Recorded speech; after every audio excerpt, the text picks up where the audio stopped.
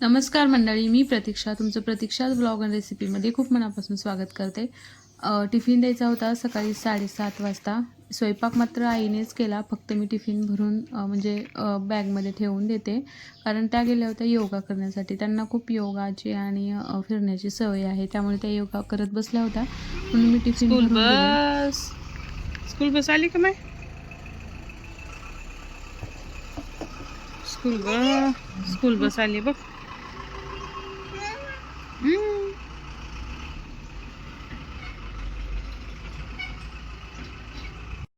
आणि प्रांशू त्याचे पप्पा गेल्यानंतर कसा रडतो बघा तुम्ही आता.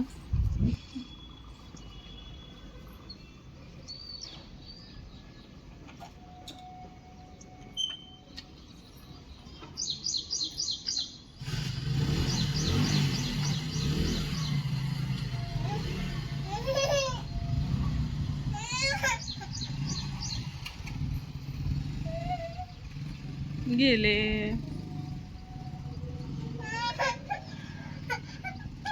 आपण पुन्हा जाऊ. येतात दुपारी, येतात तुला न्यायला दुपारी येतात. आता वरी चढतो का? नंतर मध्ये आले आणि चहा ठेवला. आता ग्रीन टी घरी आणून ठेवलंय, पण चहा भरल्याशिवाय काय मन भरत नाही, त्यामुळे चहा घ्यावाच लागतो ग्रीन टी बाजूला ठेवून. आणि ते चहा ठेवला, उकळतोय चहा आता. आणि मग नंतर दोघांनाही आंघोळ्या घालून झोपवले आणि उठल्या उठल्या बघा दोघांचं कसं चालू आहे. दोघांनाही कपडे घातले नव्हते अजून. नंतर सगळं आवरलं, कपडे वगैरे त्यांना घातले आणि परत लाडूला प्रांशूची झोपण्याची वेळ आली होती. म्हणजे तो गुंगल्यासारखं करत होता. आम्ही त्याला शक्यतो दिवसा झोपायचं टाळतो, पण त्याला झोपच येत होती, काय करणार. पण जाऊ दे म्हणलं, आता आपलंच जागण्यात आलं तर आलं म्हणून. आणि तो झोपत होता, म्हणजे गुंगत होता, म्हणून म्हणलं जाऊ दे, त्याची तरी झोप हो, लेकराला तर झोप आली, आपणच जागण्यात आलं तर आलं रात्री. त्यामुळे चल झोळीतच टाकावं म्हणलं त्याला आता, म्हणून मी त्याला म्हणलं चल झोळीत टाकते. आणि तो झोळीत टाकल्या अगदी 2 मिनिटामध्ये झोपी गेला. त्याला इतकी झोप आली होती. आता गादी आम्ही अंथरलोय, कधी तर म्हणजे झोळी जरी तुटली वगैरे, गाठ सुटली, त्यामुळे तो पडणार नाही शक्यतो, त्यामुळे. आणि इकडे त्याला झोपून इकडे इशू तयार होती उठून, आणि बघा कशी हसते, ती छान झोप झाली होती आणि हसते कशी बघा ती आता.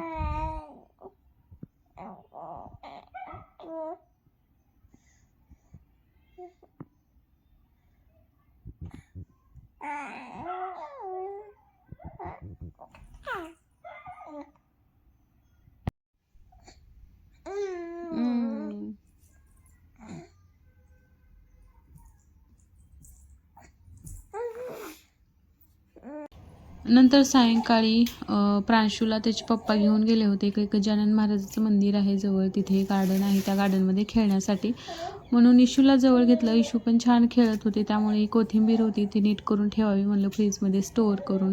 म्हणजे असं तोडून ठेवली ना 8-9 दिवस, म्हणजे दुसरी कोथिंबीर आणेपर्यंत किंवा ही आपली पूर्ण संपेपर्यंत टिकते कोथिंबीर.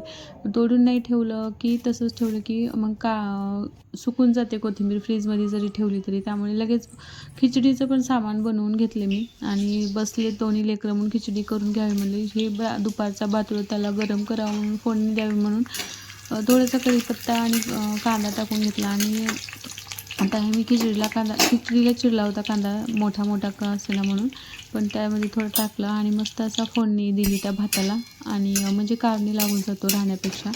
आणि नंतर आईनेच शेवटी खिचडी केली, कारण रडत होते लेकरं.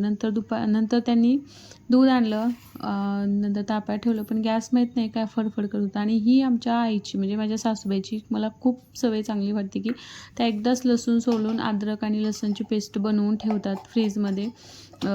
ही त्यांनीच ठेवली, आता मी तुम्हाला दाखवते. आणि एकदा फ्रीजमध्ये ठेवलं की म्हणजे 8-9 दिवस आपल्याला बघायचं नाही की रोज उठा की लसूण सोलत बसा. त्यामुळे ही त्यांची खूप चांगली सवय आहे, म्हणजे त्यांची सवय ही घ्यावी वाटते मला. आणि उद्याची भाजीची पण तयारी करून घ्यावं म्हणलं, त्यामुळे ते भेंडी आणली होती. भेंडी स्वच्छ अशी धुवून घेतली आणि चिरून ठेवाय म्हणले. मी का उठेना किंवा आई का उठेना, कोणी का होणार करायला येते, त्यामुळे इथे अशी चिरून घेतली. मी मधातून फाका करून चिरते, कारण मध्ये आळ्या ते असतात.